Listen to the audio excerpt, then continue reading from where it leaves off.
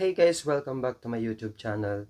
At sa video na ito ay ituturo ko sa inyo kung paano ko naipasa yung skills test, kung ano yung mga tips and advices na pwede kong ibigay sa inyo. At just to give you an idea guys, ito nga pala yung naging score ko nung PVT 16 skills test. So nandito sa screen. So ayan guys, pinapakita ko sa inyo yan para mas lalo kayong ma-inspire. Ayokong magyabang pero gusto kong yung score na yan ay magsilbing inspirasyon para sa inyo para maipasa nyo ang skills test na ito. And I'll make sure na after this video ay ikaw ay 2 to 3 steps ahead para sa mga kasama mong mag-e-exam. Dahil marami akong tips na ibabahagi sa inyo yung mga diskarte ko when I took the exam. So sana ay makatulong ito sa inyo.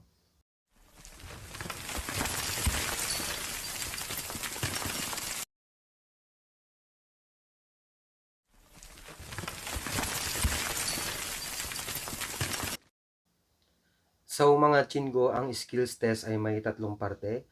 Ang number 1 ay ang physical strength, ang number 2 ay interview, at ang pangatlo ay ang basic skills. So ang puntos nito ay equivalent to 100. So for physical strength, 30 points. Sa interview naman ay 30 points. And ang may pinakamaraming puntos ay ang basic skills. So that's 40 points, so equivalent to 100. So gusto kong maituro sa inyo guys, unahin natin yung sa basic skills. Ano nga ba yung mga ginagawa doon dahil yun ang may pinakamaraming puntos. So at least ito yung magiging edge nyo sa iba kung mas mapag-iigihan nyo or mas magagawa nyo siya ng maayos yung mga task. So mas malaki yung magiging score nyo. So mga chingo, kung natatandaan natin during the registration, ang type of industry na pinili natin ay manufacturing.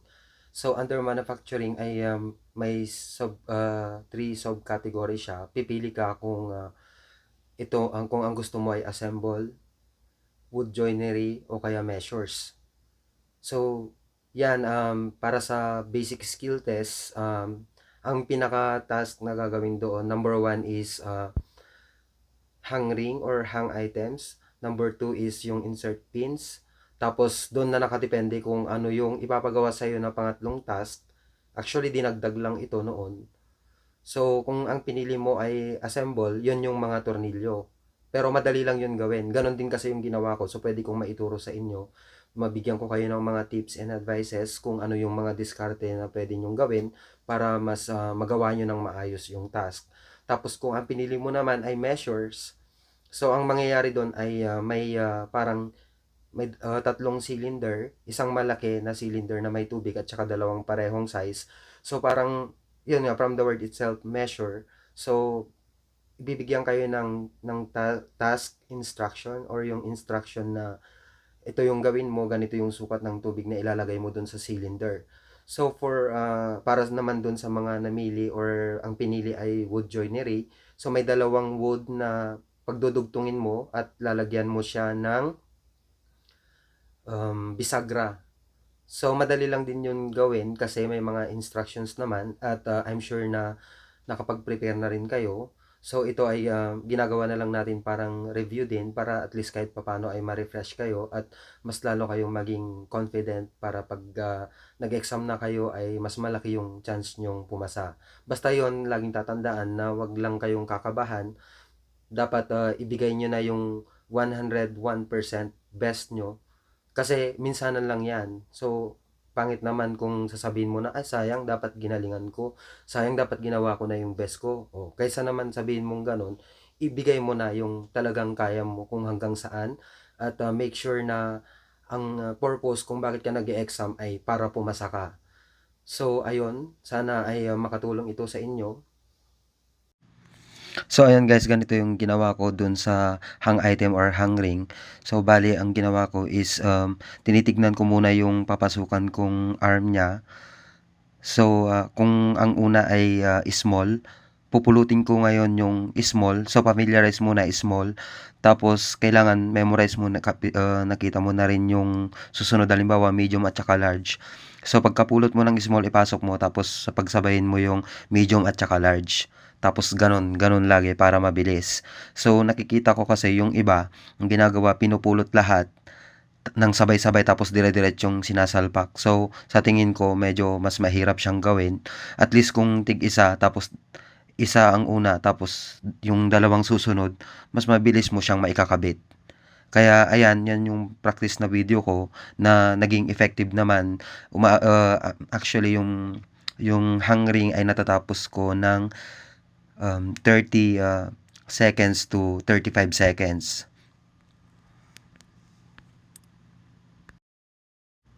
So, dito naman sa insert pins, dapat ang ginawa ko kasi ay by kulay. So, inuna ko muna yung red. Iba kasi yung board na ginamit namin sa training center. So, inuna ko muna yung red. Inuna ko muna yung squares. Ganon. Tapos, yung squares na maliliit. So, lahat na ng red. Kasi pagkatapos mong gawin lahat ng red, green na lang. So, mas madali na lang siyang gawin. So, dito, i-discuss ko ng maayos kung ano yung diskarte para mas magawa nyo ng maayos yung task. So, dapat sa insert pin board, aralin mong mabuti yung pwesto ng mga butas. So, halimbawa kung inuna mo yung bilog na malalaki na kulay red na pin, so bali 5 yan lahat. So, magkatabi yan at saka yung gitna is kulay green. So, pag inuna mo yon, make sure na familiarize mo yung position kung nasaan siya. Tapos pag natapos mo yung 5 na malalaki, tapos isunod mo naman yung maliliit na bilog or any kung red na makuha mo, tapos ilagay mo na, ipasok mo na lang din. At in case na halimbawa napulot mo na yung kulay green, hindi mo pa natapos yung red, ilagay mo na rin kung nasaan para hindi sayang yung oras kung ibababa mo pa. So, it means kung halimbawang kung ano na yung napulot mo, isalpak mo na rin sa tamang butas para at least hindi masayang yung oras. So, kailangan lang talaga i-aralin mong mabuti yung mismong butas ng board. Kasi kung titignan mo, yung mga nakabilog ng malalaki ay para sa mga malalaking round pin na pangkulay red. So, 5 yan lahat. So, 4 lang yung kwadrado na malalaki na kulay red. So, pag sa green naman, 5 siya. So, ganon. So, sobrang dali lang niyang gawin. Practice lang talaga ng practice para sa ganon ay ma-familiarize mo. Kasi yan, sa totoo lang, dati nung una lang din ako na nag-practice ng ganito, sobrang ang tagal ko, inaabot ako ng 1.5 minuto. Pero nung na-master ko na siya, ay nagagawa ko na siya ng 29 seconds hanggang 32 seconds. So, ibig sabihin, doable talaga siya. Basta yun lang, relax lang talaga. Iwasang may malaglag na mga pins. Tapos, kung halimbawang in case na may malaglag kayo, hayaan nyo muna. Pag saka nyo na lang pulutin, pag natapos nyo ng ilagay lahat, saka nyo na pulutin yung nalaglag nyo para hindi masayang yung oras. So, dito naman sa bolts guys, bali ang ginawa namin is kung napapansin natin yung mga sample task na A hanggang A, B, C, D, E. So, 5 task yun na samples. So, ang pinagawa lang sa amin guys, instead na tig-3 yukgak moribolto at saka yukgak rinchibolto, tig-2 lang siya.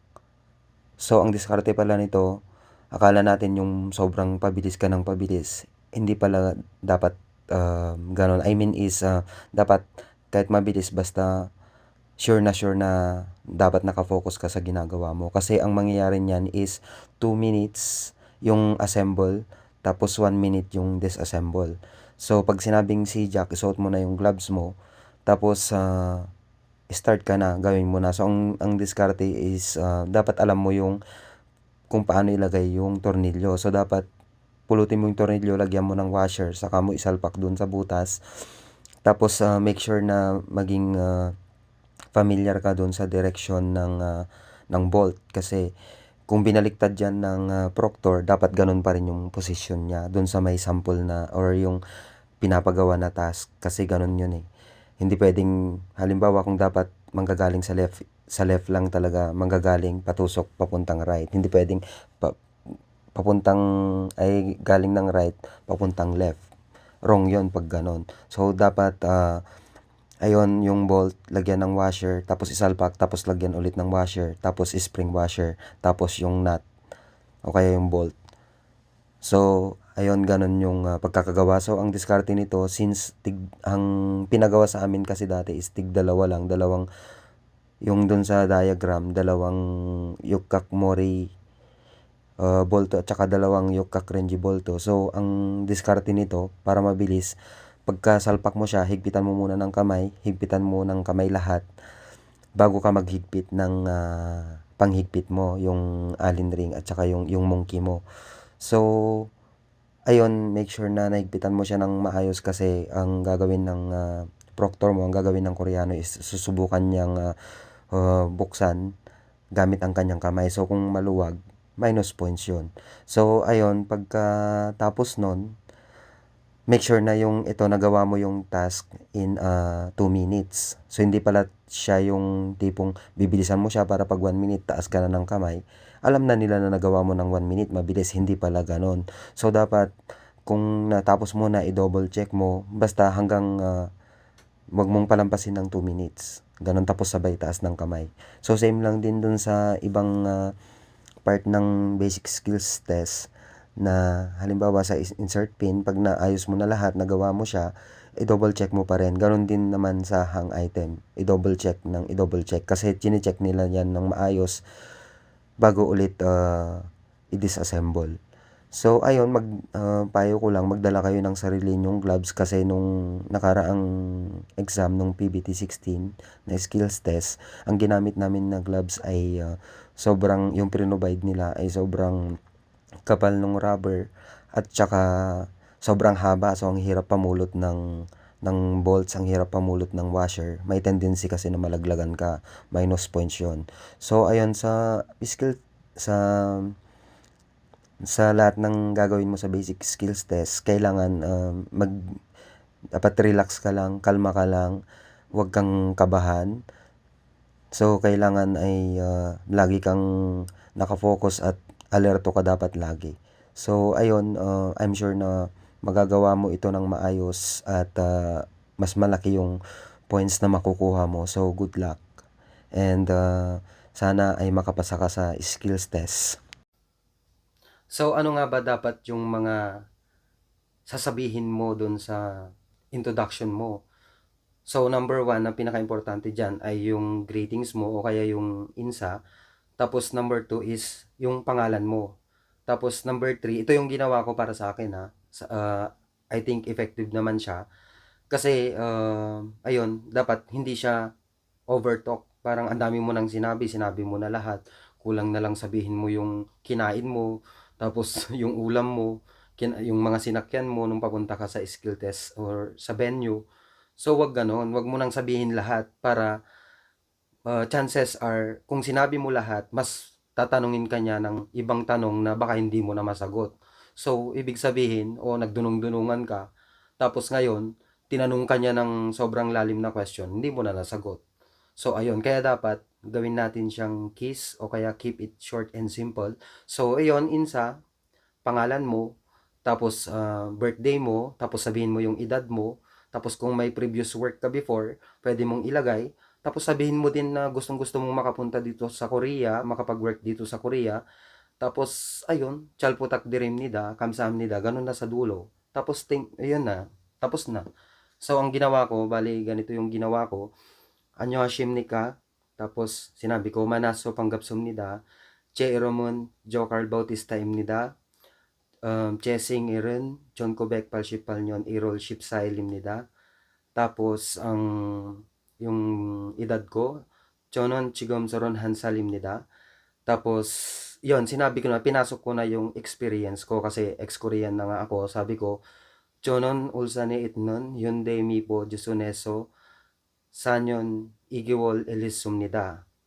Tapos sinabi ko na gusto kong bumalik ulit dito sa Korea na para magtrabaho. Kaya sabi ko, 한국에서 일하고 싶습니다. Tapos yun, sinabi ko, "잘 부탁드립니다. 감사합니다." So parang, 'di ba sabi nila 40 seconds, pero ang ginawa ko sobrang maiksi lang siya. So which is okay naman, oh, pumasa nga ako, eh. So ibig sabihin effective naman. So kasi sa introduction naman ay kung sinabing 40 seconds kailangang tapusin mo yon, ayun sinabi mo na lahat, pati yung mga kapatid mo, lahat-lahat na, pati yung hobbies mo. Ngayon wala na siyang itatanong sa iyo na madali, parang lahat na ng mga mahihirap na question, yun ang itatanong sa'yo. So kailangan gawin mo siyang simple lang, pangalan mo, tapos yung birthday mo, edad mo, tapos kung may previous, work experience ka, tapos yun sabihin mo na gusto mong makapunta sa Korea, gustong-gusto mo, tapos gusto mong magtrabaho, tapos ayun mag-thank you ka na, tapos na introduction na yun. So, ayun, after that, after the introduction, so yun kailangan simplehan lang, after the introduction ay, tatawagin, ayun next is tatayo ka pa rin doon. So dun naman papasok ngayon yung, um, anong tawag dito, sa mga directions. So yun parte pa rin yun ng interview. So sa directions naman sasabihin niya itaas mo yung kanang kamay mo, itaas mo yung kaliwang kamay mo, umikot ka. So dapat alam ko naman na memorize niyo na yon. So wag lang kayong kabahan, hindi naman lahat ipapagawa niyo sa inyo. At least sabihin niya humrap ka sa likod, ganun lang. Tapos o kaya umikot ka sa palikod o kaya sa side, gumilid ka, gano'n, sa left, sa right, gano'n. Kaya dapat familiar kayo sa mga directions. So madali na lang 'yon, hindi naman niya itatanong 'yun lahat. So parang isa or ang tinanong lang sa akin no'n isa, dalawa. So sabi niya tumingin ka sa likod, tingin lang sa likod, gano'n. Tapos 'yun, itaas mo yung kanang kamay mo, itaas mo lang. Tapos ayun, tinawag na niya ako, "Upo ka na," sabi niya. Tapos ayun, sa pagkaupo mo naman ay, dire-diretso na 'yon for interview. So, itatanong na niya ngayon, kaya yun yung sinasabi ko na advantage guys kung hindi niyo sinabi lahat dun sa introduction niyo. Kasi ang tatanungin ka niya sa interview ay, halimbawa kung kagaya sa akin, ang tinanong sa akin ay, sinabi niya kasi na nakapunta ka na pala sa Korea. So ano yung naging trabaho mo sa Korea? So ayun, sinimplihan ko lang din yung sagot ko. Sinabi ko na yun, nag-work ako sa Ulsan, sa may, shipyard sa paggawaan ng barko. So yun lang, parang hindi na ako nag-elaborate pa ng nag-elaborate kasi chances are kung the more na nagsasalita ka, the more na salita ka ng salita ay baka mas marami ka pang mali. So ayun, ang sumunod niyang tinanong ay ayun, swerte ko dahil tinanong niya kung kailan yung birthday ko. So inulit ko na lang yung birthday ko. Tapos, tinanong din niya yung kung kasal na ako o hindi. So ang dali-dali, "Kiron 했습니다." Hmm. So ganun lang.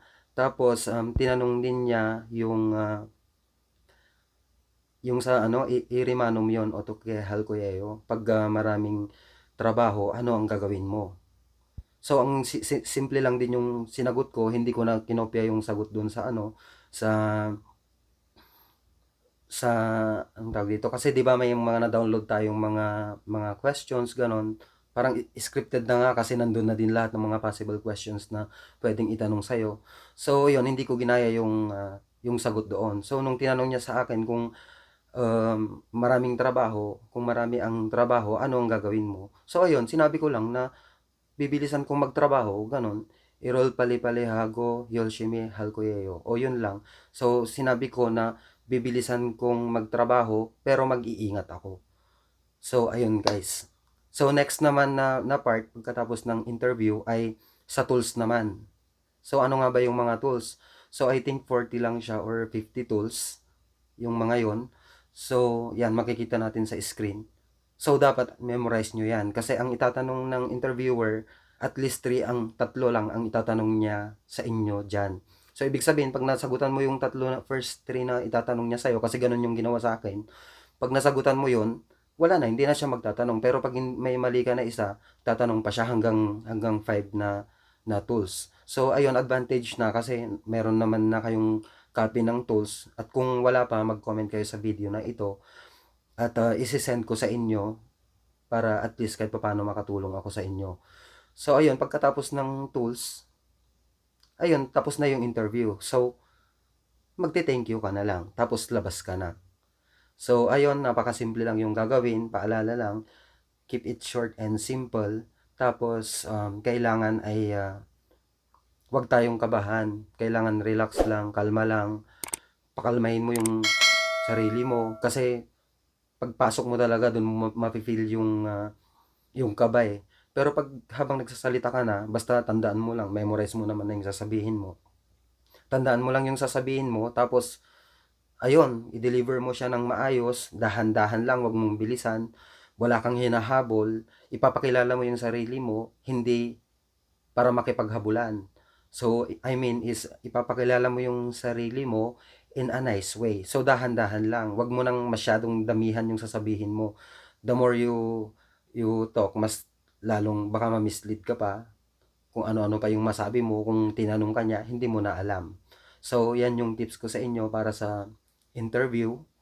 Tapos yun, sa tools naman, i-memorize nyo ng maayos yan. Madali lang naman yan i-memorize kasi almost 40 to 50 tools lang din naman yan. At saka yung iba ay during the exam ay na-review na rin natin yan. So, madali. Kagaya ng martilyo, ganyan, mangchi. So, kayang-kaya na yan. Doon naman tayo sa pangatlong part, ang physical strength. So, bakit nga ba meron itong exam na ito or meron itong part ng skills test? Kasi ito ay sinusukat nila yung lakas ng grip mo. Tapos, pangalawa is para sa color vision deficiency. So, tinitest nila kung ikaw ay color blind. So, ibig sabihin, pag color blind ka, automatic na kahit na ipasa mo lahat ng mga task, kahit na ipasa mo yung interview at saka basic skills, kung ikaw ay, kahit pasado yung score mo, kung ikaw ay color blind at na-detect nila doon dahil sa test na ginagamit doon sa may mga plates sa Ishihara. So, pag doon ay na-test nila na ikaw ay color blind, automatic na hindi ka pasado. Sa batch namin, sa case namin nung PBT16 na skills test, may mga I think 9 or 10 na pasado sa score pero nakatag doon na yes for the color vision deficiency. So, ibig sabihin color blind sila. Kahit pasado sila, bagsak pa rin siya. Kumbaga, null. Nakalagay din naman yan sa memorandum ng HRD Korea na pinorward sa PUEA. So, ibig sabihin, pag ikaw ay colorblind, hindi ka talaga papasa. Or kung magawan mo ng paraan, bumili ka ng contact lens o kaya salamin na para sa color blindness, pwede siguro kasi meron naman ng ganon, pero mahal yata. So, ayun, kailangan lang sa pagtitake ng skills test, kailangan number 1 ay magdasal kayo bago mag-start ang exam. Tapos, yun, yung confidence, kailangan confident ka. Lahat naman tayo, pare-pareho tayo. Ako din, dumaan din ako sa pinagdaanan nyo. So, halo-halo na yung emosyon mo, yung nararamdaman mo bago ka sumalang sa exam. Pero, ayun, kontrolin mo lang talaga yung sarili mo. Tapos, isipin mo yung pamilya mo na inspirasyon mo sila na ginagawa mo ito para sa kanila. Dahil malaking tulong ito pag ikaw ay nakapunta dito sa Korea. So, kailangan mo lang talagang magpursige, pagsikapan mo, kumbaga push the limit na talaga, parang ito na yon. Lalo na sa panahong pandemya ay sobrang nadidelay yung schedule ng exam. So ngayong meron na ay make the most out of it, na talagang ito na yon, yung claim it talaga na ipapasa mo siya. Huwag ka nang mag-aim ng sobrang taas na score. Ang pinakamahalaga ay makapasa ka. Malaking bagay na yon kasi pag sa selection naman ay randomized naman or random selection. So, pag ang employer ay nangailangan ng employee, ayun, automatic na may malaki na yung chance mo na maselect or mapili, malaki na yung chance mo na makapag-work dito sa Korea dahil kasama ka na sa job roster kung saan kinukuha yung mga EPS applicants. So, ayun, good luck and I hope na sana pumasa ka at sana naliwanagan ka. At sana ay maging effective ito para sa iyo, itong aking naiturong tips at advice para sa inyo. So sana ay makapasa kayo ngayong darating na exam at sa mga susunod pang exam. So good luck and congratulations in advance. And thank you nga pala sa panonood ng video ko, and kung hindi ka pa nakapag-subscribe sa YouTube channel ko, please don't forget to click subscribe and hit the notification bell for more videos, at maraming salamat.